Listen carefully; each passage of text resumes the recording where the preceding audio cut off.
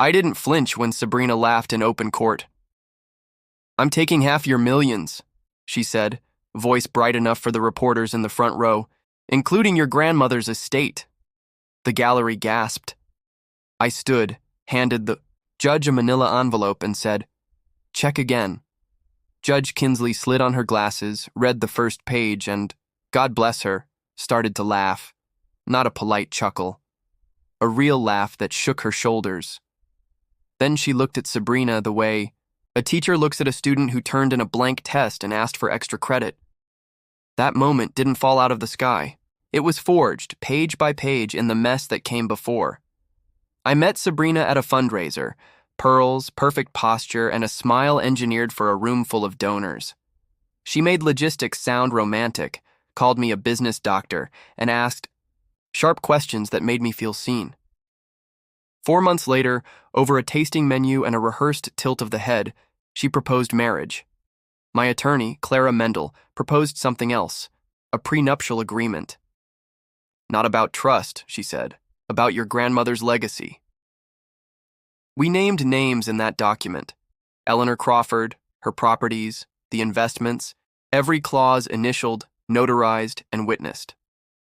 Sabrina signed without reading, all charm and impatience. "I don't want your money," she said. "I want you." 18 months later, Eleanor passed and left me $3.1 million, decades of compound interest and grit. On the drive home from the reading, Sabrina said, "We're rich with a we that tasted like possession." Within a month, she quit her job to focus on more important things, bought a BMW for perception, signed us up for a country club for networking, and convinced me to stake her brother's gym, $40,000 down the drain. At parties, she rewrote history. "My great-grandmother started buying real estate in the 50s, she'd purr. "We've grown the portfolio ever since." My grandmother's life became Sabrina's talking point. My company became Danny's little logistics thing. I swallowed it until I couldn't. The emails broke the spell. She left her laptop open. Subject line, re. Crawford divorce strategy, timeline and considerations. Her lawyer, one Martin. Kepler laid out a plan to time the filing, document commingling, and argue that my inheritance had lost its separate character. The thread went back months. "Let's file before the holidays," Sabrina wrote. "I want this done." Printed everything and drove to Clara. "The good news," Clara said, flipping pages, "is your wife and her attorney are idiots. The prenup is ironclad. It names Eleanor by name.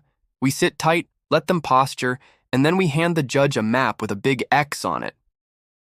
Courtroom day felt like a matinee for Nashville. Reporters up front, lawyers in the middle, strangers in the cheap seats. Kepler strutted like a headliner. "This case is about fairness," he intoned. "A trusting wife. A windfall treated as marital. Equitable distribution demands inclusion of the inheritance." Clara stood smooth as glass. "Eloquence doesn't override contract law, Your Honor."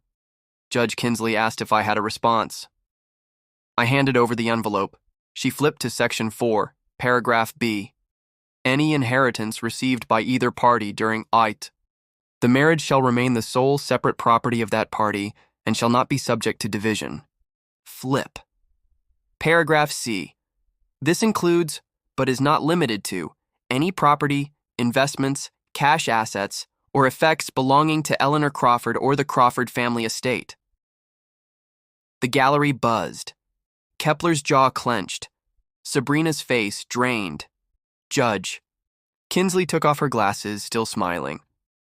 "Mrs. Holt, you signed this voluntarily. You initialed every page. You declined independent counsel. You are asking me to ignore an unambiguous contract that specifically names the very inheritance you claim. The law does not recognize I was in love as grounds to void a prenup. Gavel. Mr. Crawford's inheritance remains his separate property. Mrs. Holt is entitled to none of it, and not to any premarital business assets." Then came the bill. "The $47,000 in credit card debt? Yours. The remaining $23,000 on the BMW? Yours. The $25,000 co-signed loan for your brother's gym? Yours. $95,000. Zero of Eleanor's. Show over. The fallout was swift.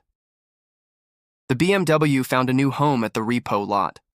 The club revoked her membership. The friends who'd loved her origin story stopped picking up. The gym closed. Bankruptcy followed. Last I heard, Sabrina was back in Memphis, working retail and sleeping in her niece's spare room, the pearls long since pawned. I didn't feel triumphant. I felt quiet. The house, my house again, stopped sounding like a stage set. I sat on Eleanor's garden bench at dusk and listened to the crickets. Peace has a sound when you've forgotten it.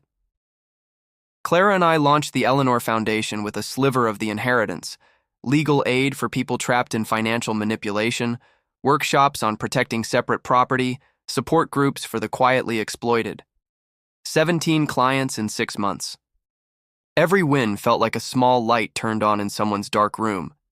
Sometimes I think back to Sabrina's line in court, "I'm taking half your millions, including your grandmother's estate," and the way Judge Kinsley laughed after reading. The clause with Eleanor's name stamped into it like a seal. That day I learned money doesn't change people. It unmasks them. And a good contract, paired with a better lawyer, can keep a legacy safe long enough for you to build something worthy of it. As for me, I kept the bench, the memories, and the peace. She kept the debts,